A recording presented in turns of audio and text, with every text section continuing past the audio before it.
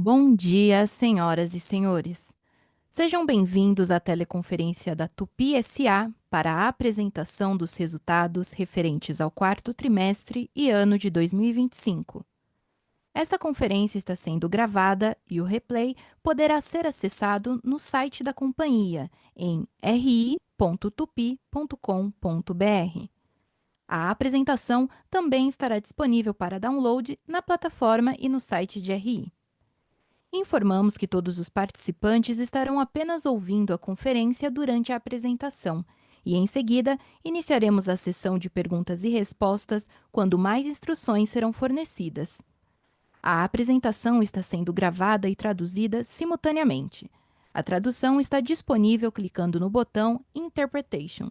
Para aqueles ouvindo a videoconferência em inglês, há a opção de silenciar o áudio original em português clicando em Mute Original Audio.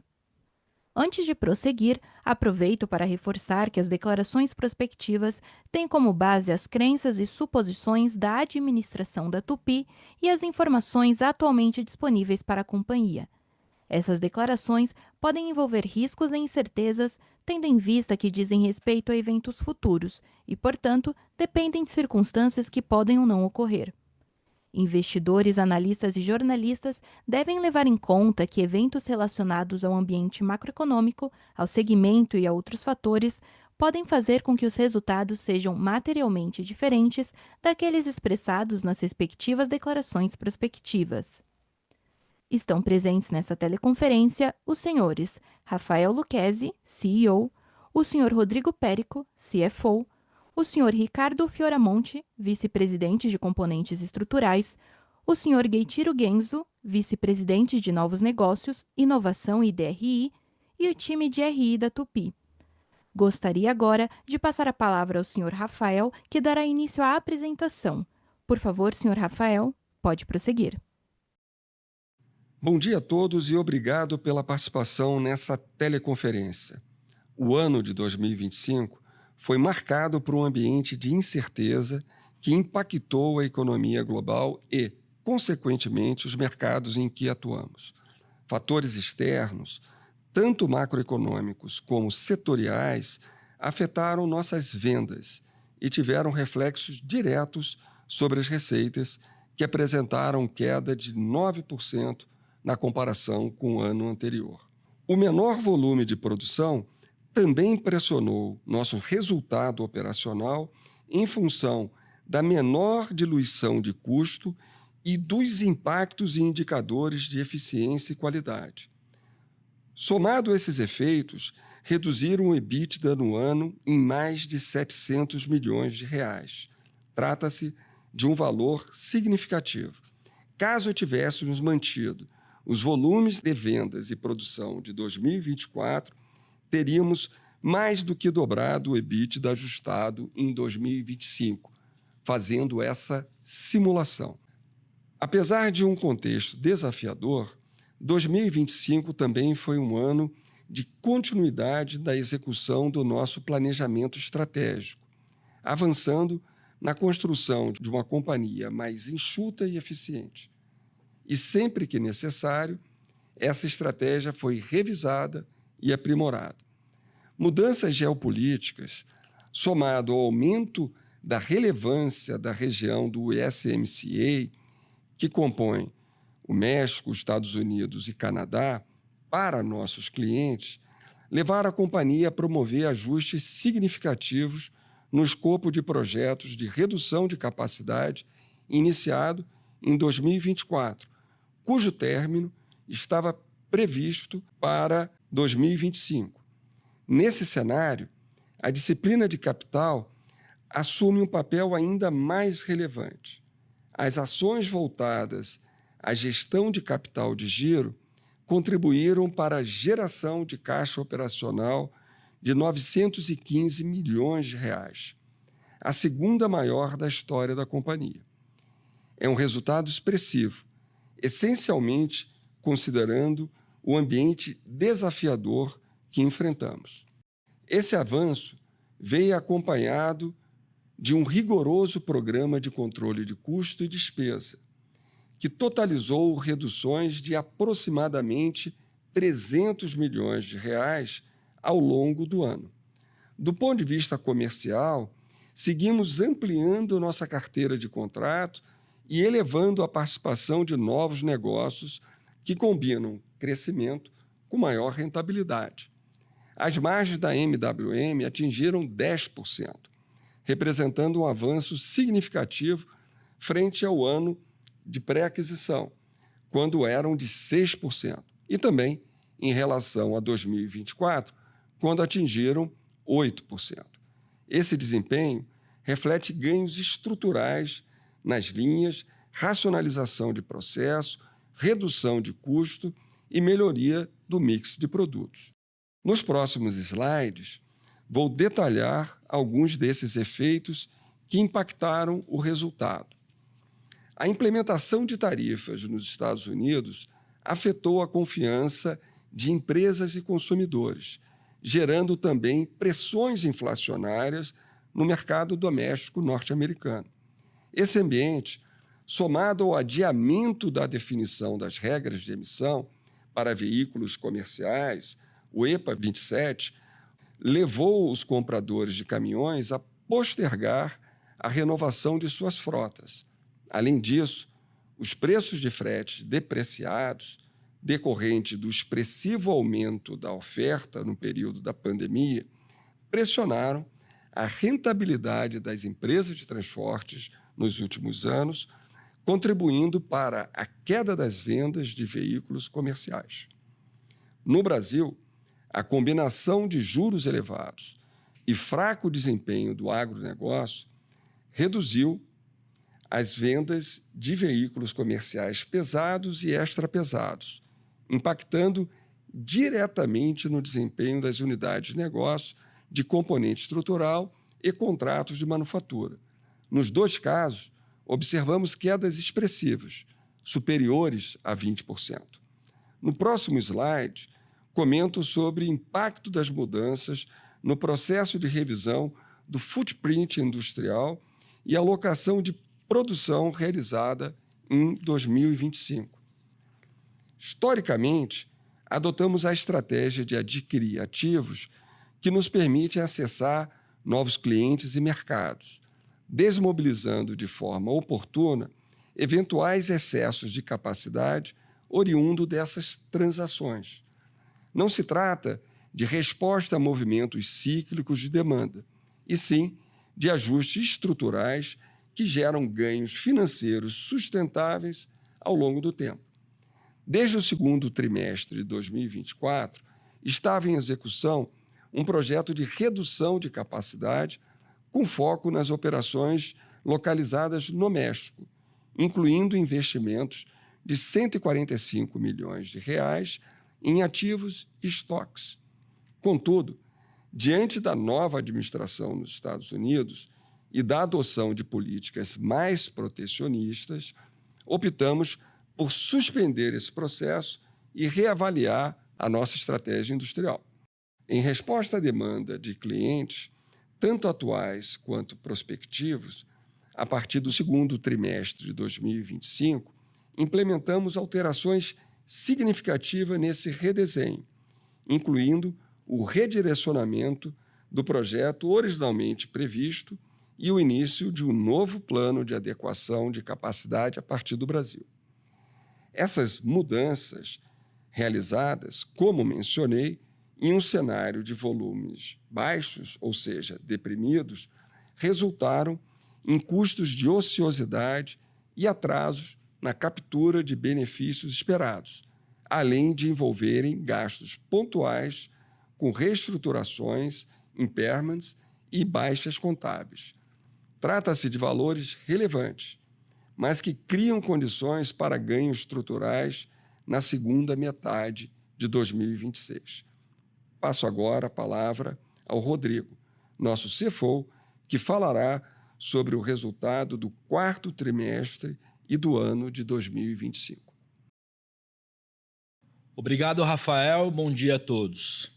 No quarto trimestre, a receita totalizou 2,2 bilhões, uma queda de 12% em relação ao mesmo período do ano anterior. Esse desempenho reflete principalmente o menor volume de vendas, combinado com a apreciação do câmbio ao longo do período. Do ponto de vista geográfico, a distribuição da receita foi 40% vieram das Américas do Sul e Central, outros 40% da América do Norte, 17% da Europa e os 3% restantes dos mercados de Ásia, África e Oceania. Olhando por negócio, 80% da receita foi gerada pelo segmento de componentes estruturais e contratos de manufatura, que concentra produtos em ferro fundido e serviços de maior valor adicionado, como usinagem e montagem de componentes. Já o segmento de distribuição respondeu por 10% da receita, com foco na comercialização de peças de reposição e produtos hidráulicos. Os outros 10% vieram do segmento de energia e descarbonização, com destaque para conjuntos geradores, motores de fabricação própria e soluções voltadas à agenda de descarbonização. No próximo slide, olhando primeiro para o mercado interno, as receitas das unidades de negócio de componentes estruturais e contratos de manufatura foram impactadas principalmente pelo desempenho mais fraco do mercado de veículos comerciais, com destaque para os segmentos pesados e extra-pesados, decorrente de um cenário que reflete um ambiente de juros elevados, maior inadimplência e o desempenho do agronegócio, que acabou afetando igualmente as aplicações off-road. Já no mercado externo, houve uma retração das receitas em função da menor demanda por veículos comerciais médios e pesados nos Estados Unidos, em um contexto de incertezas relacionadas a tarifas e aos seus impactos sobre inflação e taxa de juros. Esse efeito foi parcialmente compensado pelo bom desempenho das vendas para veículos comerciais na Europa, impulsionado pelo movimento de renovação de frotas. Por fim, vale destacar que os produtos de maior valor agregado representaram 41% da receita dessa unidade, reforçando a importância estratégica de soluções com maior complexidade técnica e maior contribuição para a rentabilidade. Dando continuidade, temos a unidade de peças de reposição, cujas vendas corresponderam a 16% da receita do mercado interno, com um crescimento de 15% no mercado brasileiro, refletindo o desempenho das novas linhas de produtos, Master Parts e opcionais, que juntas registraram expansão de aproximadamente 40% da receita. Além disso, a ampliação dos canais de distribuição e os ganhos de eficiência operacional contribuíram para o aumento da produtividade e sustentaram esse crescimento. Avançando para o próximo, destacamos o desempenho da unidade de energia e descarbonização. O segmento registrou um crescimento de 36% no Brasil, impulsionado principalmente pelo forte avanço nas vendas de motores próprios, além do aumento das exportações indiretas. O trimestre foi marcado pelo ramp-up de novos negócios, com destaque para bioplantas e projetos de transformação veicular, que começam a ganhar tração. Em termos de participação, essa unidade representou 24% da receita do mercado interno e 2% do mercado externo no período. Seguindo, temos os custos e despesas do período. A queda dos volumes de produção em níveis superiores aos de venda, com reflexo na diluição de custos fixos, impactou a margem bruta, que atingiu 8% no período. Também observamos os efeitos de inflação em serviços e mão de obra, além da apreciação do peso mexicano, que foram mitigados parcialmente por iniciativas de redução de custos, reestruturação e ganhos de produtividade.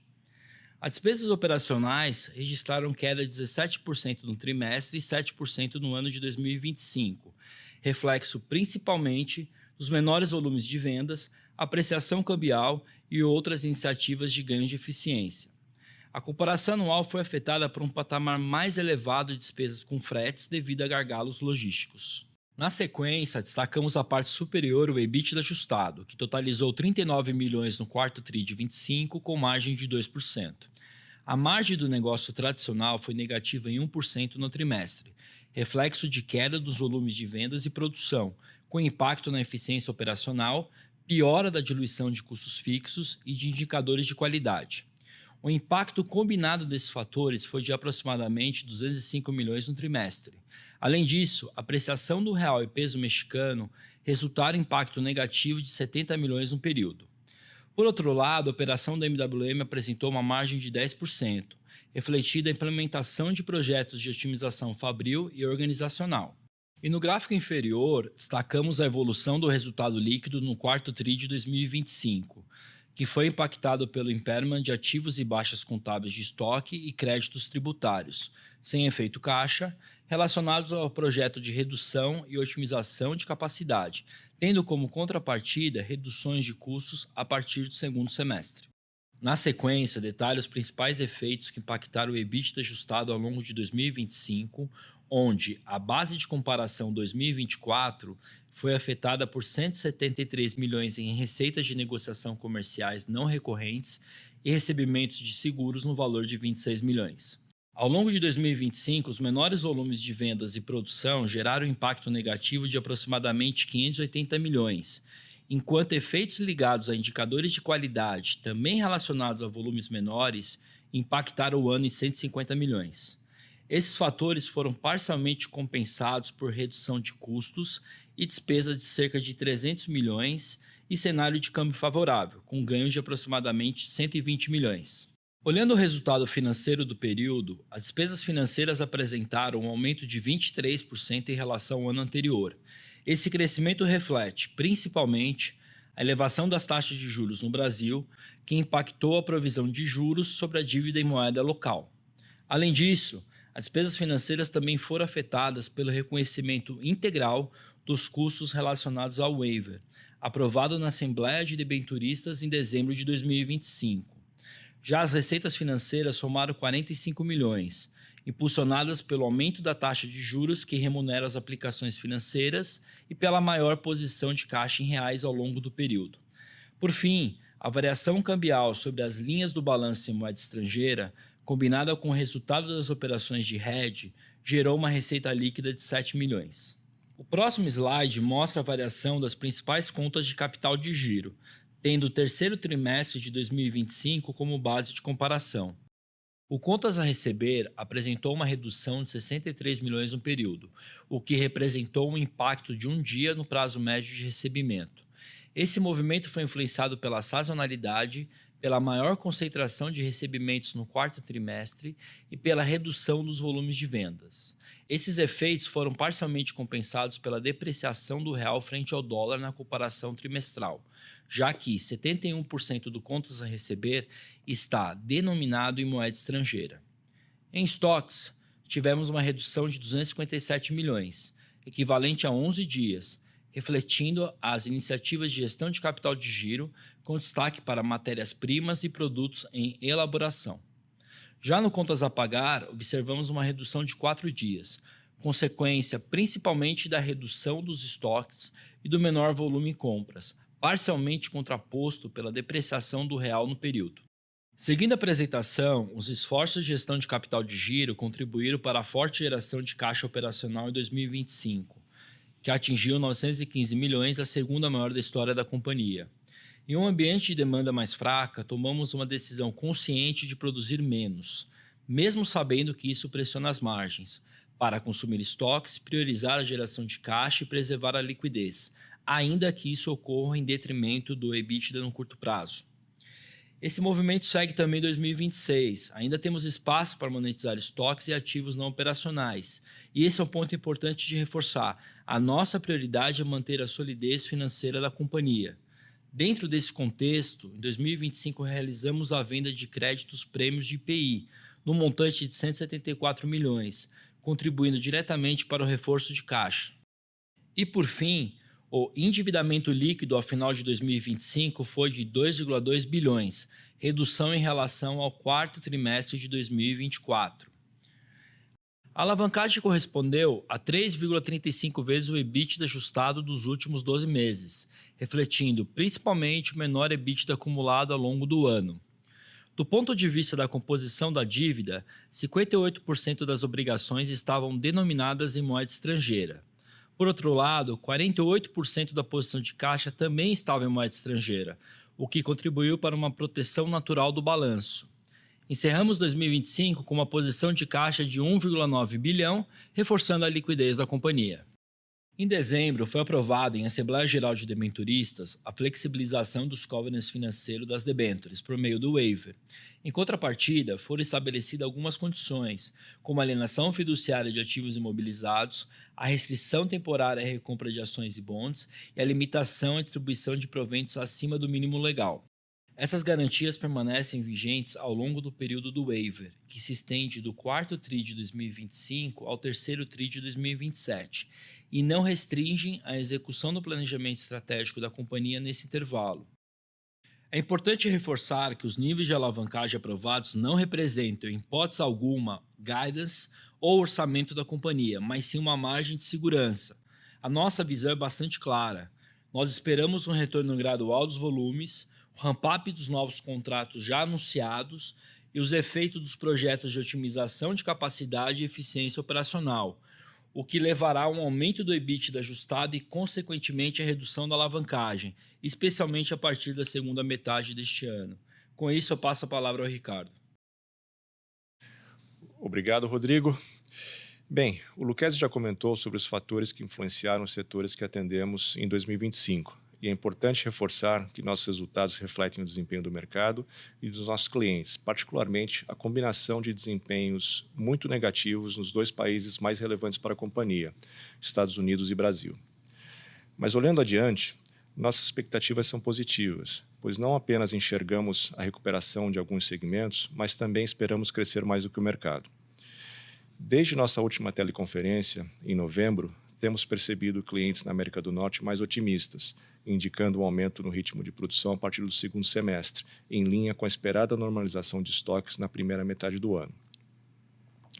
A redução das incertezas relacionadas às tarifas e a confirmação da entrada em vigor da nova regra de emissões EPA 27, prevista para janeiro de 2027, tem fortalecido a confiança dos compradores de caminhões. Outro fator relevante é a elevação dos preços de fretes, decorrente da redução de capacidade e de um maior equilíbrio entre oferta e demanda. Adicionalmente, os novos contratos de blocos e cabeçotes trazem perspectivas de aproximadamente 1,4 bilhão em receitas adicionais anualizadas e esperamos cerca de 600 milhões provenientes desses projetos já em 2026. No segmento de veículos comerciais leves, também vemos sinais positivos. A expectativa de forte crescimento das vendas do motor Hemi utilizados nas picapes Ram deve contribuir para o aumento das nossas vendas. Esse motor, que utiliza blocos Tupi, havia sido descontinuado em 2024 e está retornando ao mercado com projeções de vendas bastante robustas para 2026. Na Europa, o cenário também é favorável, impulsionado principalmente pela reposição de frotas e pelo ciclo de redução de juros que começou mais cedo. O volume consistente de entrada de pedidos e baixos níveis de estoques indicam uma demanda saudável para esse ano. Essas tendências já aparecem nas projeções públicas dos nossos clientes, que têm revisado para cima os seus guidances para 2026, tanto no mercado norte-americano quanto no europeu. O mercado de equipamentos fora de estrada continua demonstrando atividade robusta. Como exemplo, os massivos investimentos em data centers têm impulsionado os setores de construção não residencial e de grupos geradores, resultando em um aumento de demanda por motores de maior porte.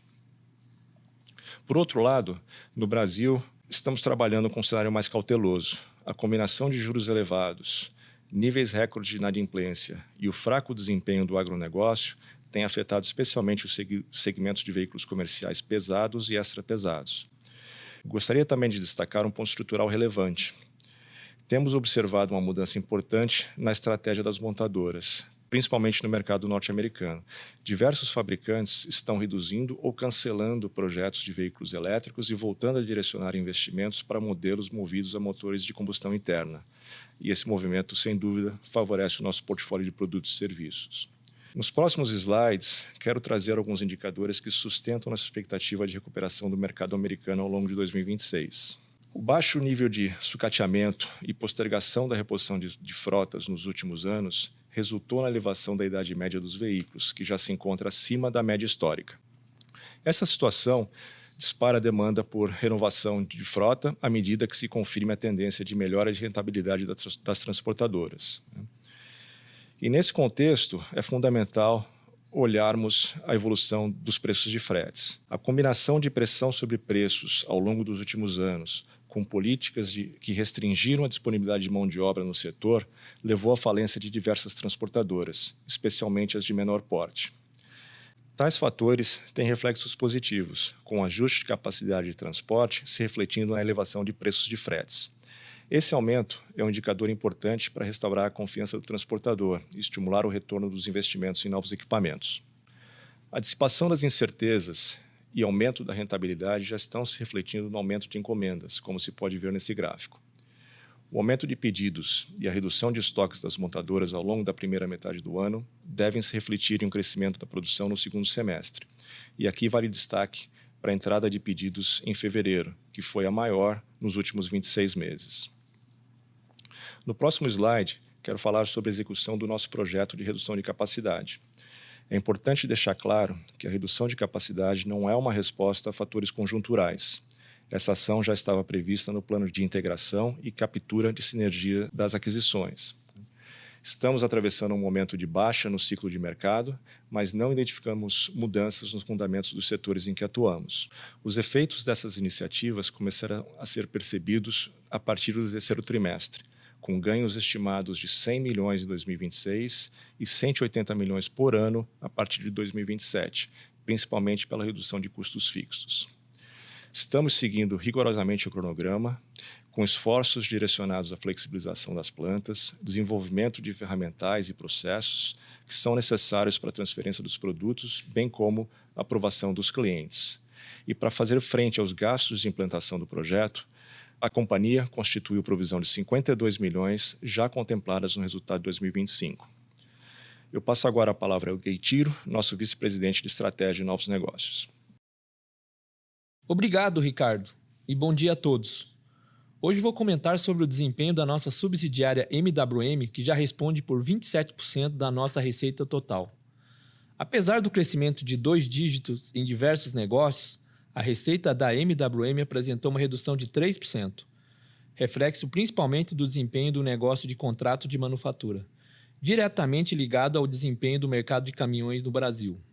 Ainda assim, esse é um negócio gerador de caixa, com retorno sobre o capital investido significativamente superior aos dos demais segmentos da Tupy, e que representa um grande diferencial competitivo e proposta de valor aos clientes. A margem EBITDA em 2025 atingiu 10%, um aumento de 2 pontos percentuais em relação ao ano anterior, refletindo um melhor mix de produtos e, principalmente, iniciativas internas de eficiência e produtividade. No próximo slide, gostaria de destacar o desempenho do nosso negócio de reposição de peças. Esse segmento alcançou faturamento próximo a 570 milhões, com margens significativamente superiores aos das demais operações. Trata-se de um negócio anticíclico e que ganhará relevância cada vez maior dentro do portfólio da companhia.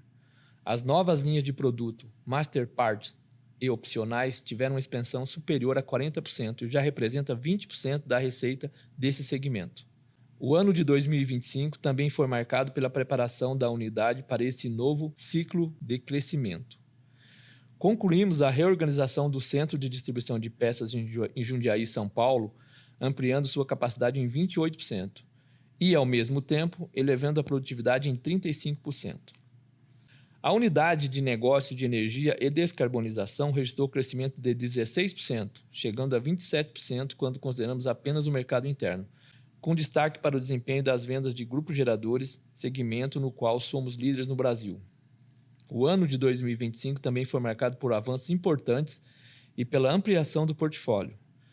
Iniciamos a operação da nossa primeira bioplanta no Paraná e estamos ganhando escala gradualmente no negócio de transformação veicular. Esses projetos geraram 32 milhões em receita, valor que crescerá em 2026 e nos próximos anos.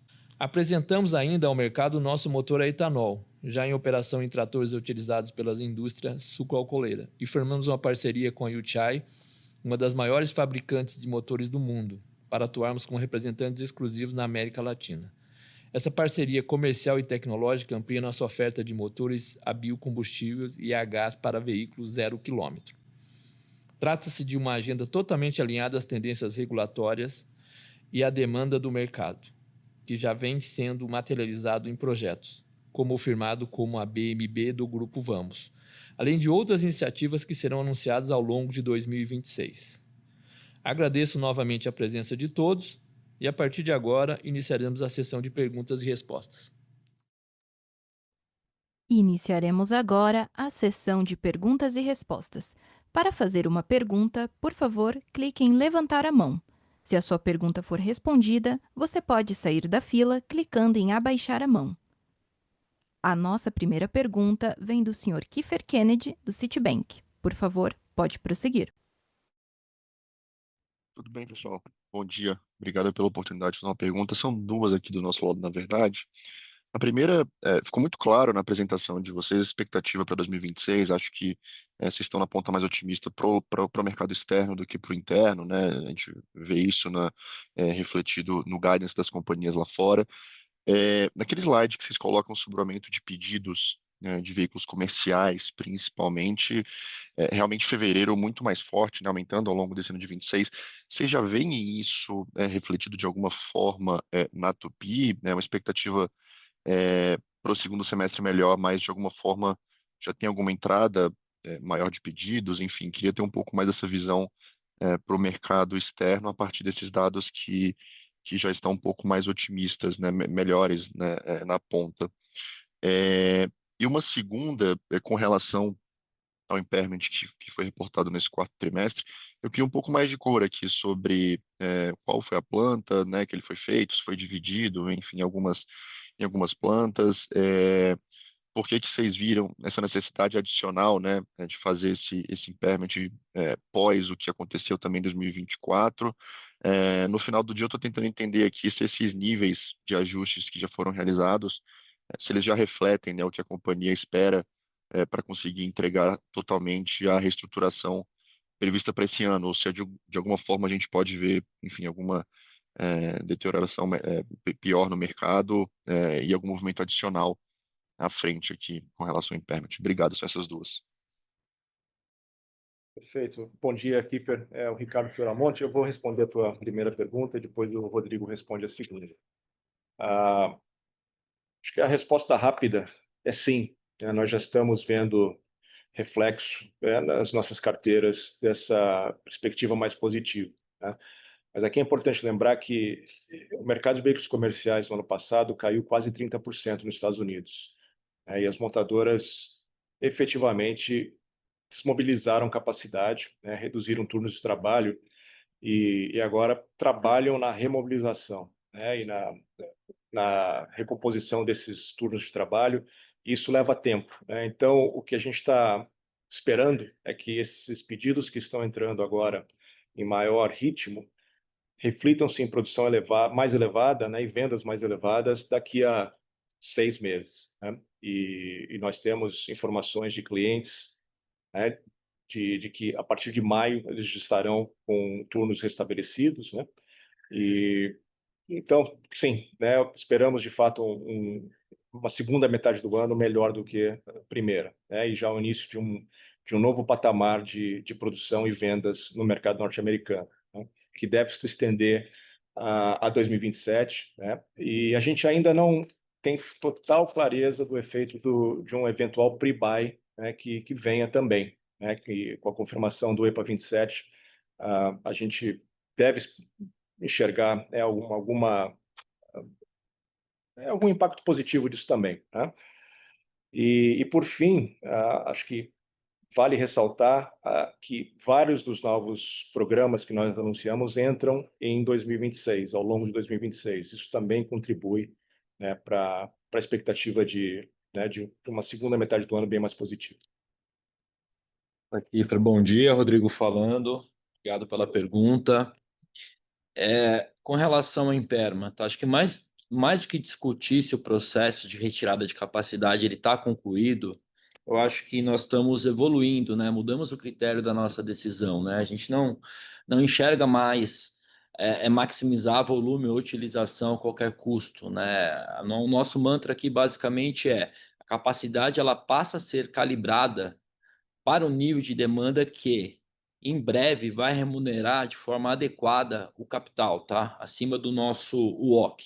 A decisão não é um processo novo, né? Nós decidimos essa retirada de capacidade já fazia parte de toda a nossa aquisição, né? Já era um plano da companhia, nós demos start disso no passado, fizemos parcialmente isso no México, dadas as questões de geopolítica, nós apenas adequamos isso à nossa necessidade.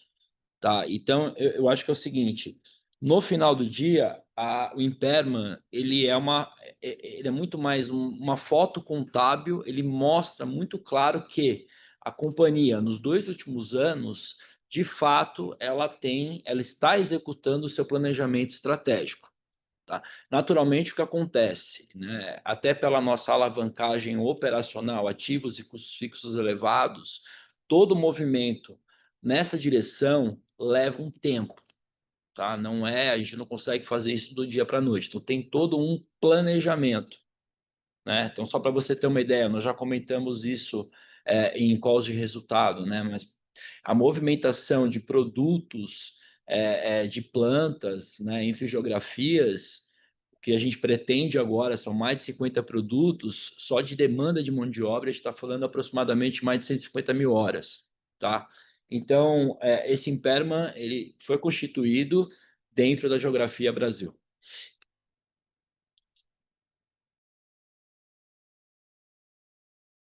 Obrigado. Nossa próxima pergunta vem da senhora Fernanda Urbano, da XP. Por favor, pode prosseguir.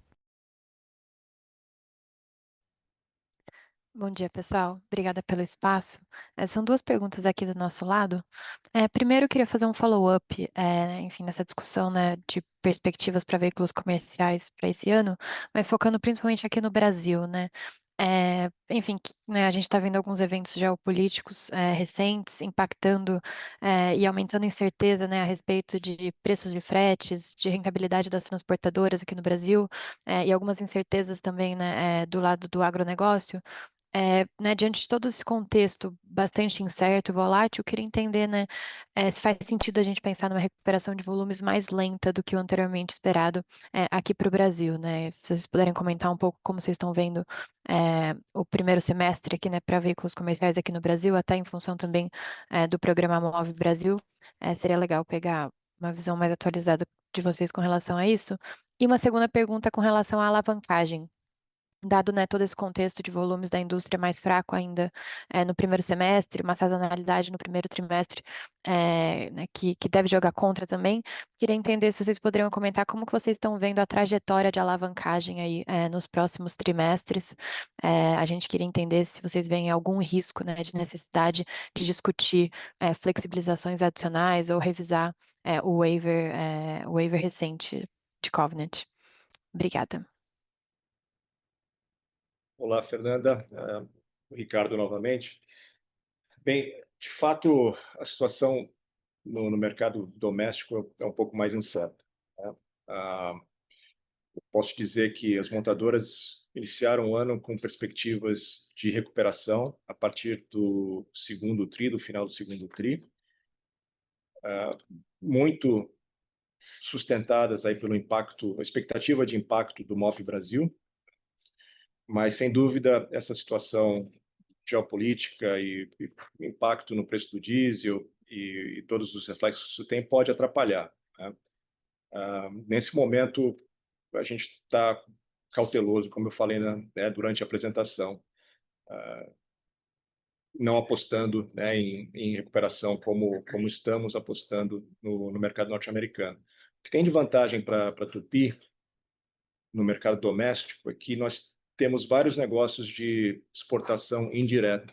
Nós fornecemos blocos e cabeçotes para os nossos clientes aqui no Brasil, que são exportados, e aí sim, nessa parte do negócio, nós esperamos um desempenho melhor do que do ano passado, né? Porque vários desses produtos têm destino à Europa, né, que está com uma atividade boa em veículos comerciais, crescendo, e uma parte desses negócios de exportação indireta são destinados a aplicações militares, que, em função dessa situação geopolítica que causa impactos negativos, por um lado, está aumentando a demanda por veículos para aplicações militares, né, que nós atendemos. Fernando, bom dia. Rodrigo falando. Bom, vamos lá. Olhando aqui de forma prospectiva, tá? Nós não enxergamos nenhuma necessidade de renegociação desses níveis de waiver, tá? Lembrando que eles foram constituídos, de certa forma, dado que a constituição do EBITDA dos últimos 12 meses é menor, a nossa liquidez está conservada. o nível de 5,5 vezes para 2027, chegando a 3,5, 2026, chegando a 3,5 2027, é uma margem de segurança para a companhia, tanto porque é o seguinte, grande parte dessa recuperação, obviamente, né? Nós temos duas variáveis aqui que a companhia não controla, volume de vendas e câmbio, mas grande parte desse processo de recuperação da companhia está dentro de casa. Ou seja, né, o que é a nossa expectativa? Nós vamos ter um crescimento de mercado esse ano, né, os volumes retornando, nós temos a rampa dos novos projetos, né, de 1,4 bilhões, que em 2026 totalizam 600 milhões, e esses dois projetos, a otimização e a otimização de capacidade e eficiência, só o primeiro ele gera 180, como nós já publicamos, milhões na perpetuidade, e o segundo por volta de 2% da margem de EBITDA. Então, assim, a nossa crença ela é muito real de que a companhia irá, sim, se desalavancar a partir do segundo semestre agora de 2026. Tá claro, muito obrigada. Bom dia. Nossa próxima pergunta vem do senhor Gabriel Rezende, do Itaú BBA. Por favor, pode prosseguir. Oi, pessoal, bom dia. Obrigado por pegar a nossa pergunta aqui do Itaú. Eu queria fazer um follow-up nos pontos da Fernanda, replicando o racional aí de eventual volatilidade na recuperação de pesados aqui no Brasil para o resto das geografias da companhia, né? Entendo que os fretes rodoviários devem ficar pressionados no mundo todo, né? Inclusive na América do Norte. Enfim, só entender eventualmente como que de repente um fevereiro mais otimista, né, em termos de entrada de pedidos, de repente não poderia ser acompanhado por alguns meses aqui de incerteza do lado do frotista e, portanto, do lado das montadoras também em relação a esses novos pedidos, dado o aumento aí de petróleo e, portanto, algum aumento esperado aí no curto prazo de preço de frete também, e, enfim, uma carga de custos maior para o operador do caminhão, dos veículos pesados. E também, só um follow-up em relação à dinâmica de margem, agora nesse primeiro semestre. Está claro que a companhia está esperando um aumento mais relevante no segundo semestre, tanto em receita, e aqui imagino que a alavancagem operacional também no segundo semestre, mas só queria entender como que vocês estão antecipando o comportamento disso no primeiro segundo trimestre do ano, né? Se a gente olhar para a margem EBITDA ajustada no segundo trimestre, no quarto trimestre que vocês acabaram de reportar, como que ela deveria expandir nesse começo de ano, segundo trimestre, vis-a-vis aí o que vocês estão esperando de volume hoje. Obrigado. Gabriel, bom dia. Ricardo, novamente. Sim, aqui a respeito do mercado doméstico, né, e como você falou de possível volatilidade, é importante a gente ter em mente que o quarto trimestre foi muito ruim para a indústria, né? Então, assim, o ritmo neste momento é melhor do que o do quarto trimestre e continuará assim, ainda que a gente enfrente alguma volatilidade, né? A outra coisa é que tem um fator que amortece essa volatilidade, que é o fato de que, uma vez a cadeia, iniciando pelas montadoras, estando mobilizadas, com turmas de trabalho, né, mobilizadas para produzir, esses cortes não necessariamente acontecem no curto prazo, né? Então, assim, nós acreditamos que a carteira esteja protegida no curto prazo.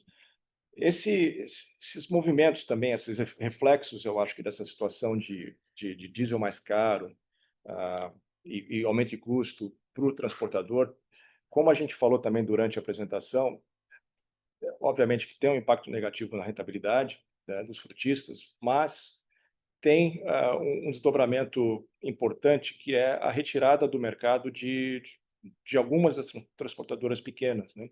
Isso acaba ajustando, né, a capacidade de transporte e tendo um efeito positivo no preço do frete.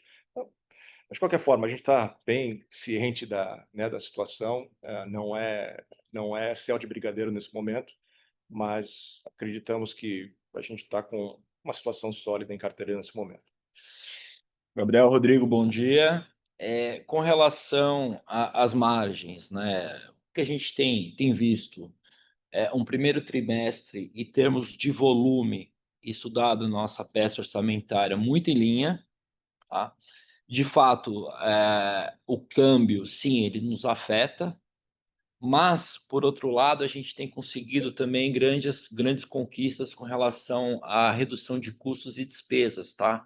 Então, de certa forma, a gente vai compensando essa apreciação até então do câmbio com medidas internas, tá? E a gente mantém o nosso guidance, que a gente já passou diversas vezes em conferências, que sim, o segundo semestre a gente começa a enxergar uma margem EBITDA consolidada, uma boa recuperação, margem EBITDA consolidada, níveis aí pré-aquisição, tá? Tá certo. Só um follow-up, Rodrigo. Quando você comenta de margem em linha no primeiro trimestre, é em linha com as expectativas da companhia? Imagino que seja em linha com as expectativas da companhia, né? Não em linha com o que a gente viu no quarto tri. Perfeito, perfeito. É em linha com as expectativas da companhia, melhor, obviamente, que o quarto tri, tá? Tá certo. Obrigado, pessoal. Nossa próxima pergunta vem do senhor Jonathan Coutras, do JP Morgan. Por favor, pode prosseguir. Bom dia, pessoal. Obrigado pelo espaço. Eu tenho duas perguntas do meu lado também. A primeira, se puderem compartilhar, né, qual o grau de utilização da companhia no segmento automotivo hoje. E a segunda pergunta, se puderem comentar um pouco do CAPEX, né, feito no quarto TRI, relativo ao tamanho atual da empresa, pensando em receitamento, nos parece um pouco alto, pensando também que a empresa está cortando capacidade, não sei se teve algum investimento pontual, dados novos produtos para o segundo semestre, foi comentado, algum outro fator que possam compartilhar. Obrigado. Jonathan, bom dia. Rodrigo, vou pegar aqui a do CAPEX. Vamos lá. Então é o seguinte, o investimento para o quarto TRI, muito em linha daquilo que nós estávamos esperando, tá? Tanto que o conjunto da obra 2025 também ficou dentro das expectativas da companhia.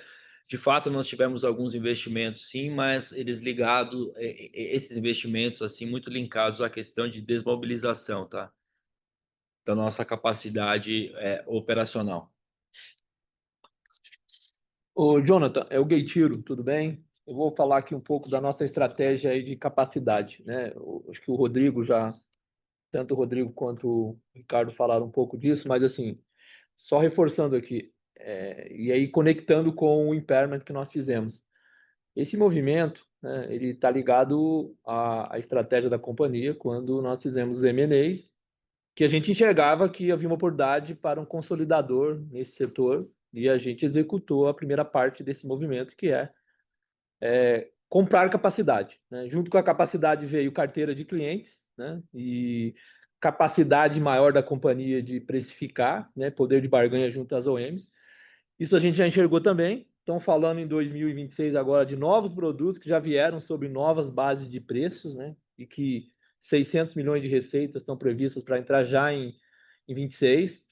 É por isso que se sustenta a nossa tese de que nós vamos crescer em 26, mesmo com o mercado americano andando de lado. Não estamos contando ainda com esse movimento do pré-buy, que acreditamos, mas não está no nosso budget, estamos trabalhando conservadoramente.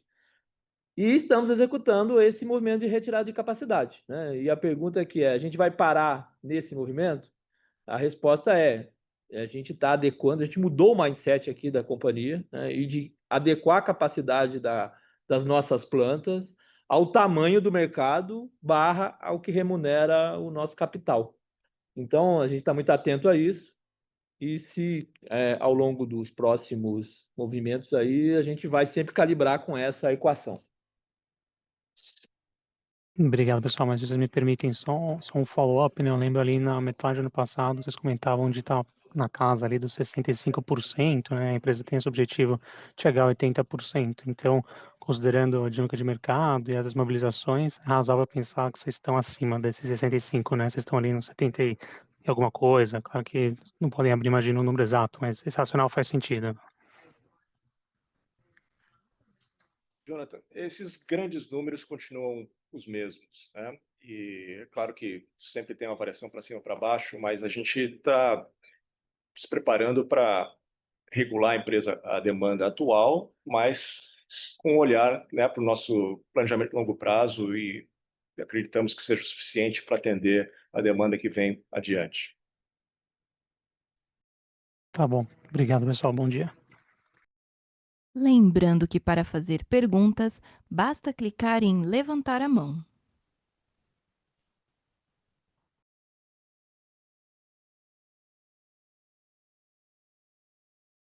A sessão de perguntas e respostas está encerrada. Gostaríamos de passar a palavra ao Sr. Rafael para que faça as considerações finais da companhia.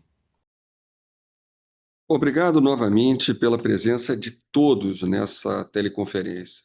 Falando sobre 2026, é importante destacar três movimentos que acontecem ao mesmo tempo na companhia.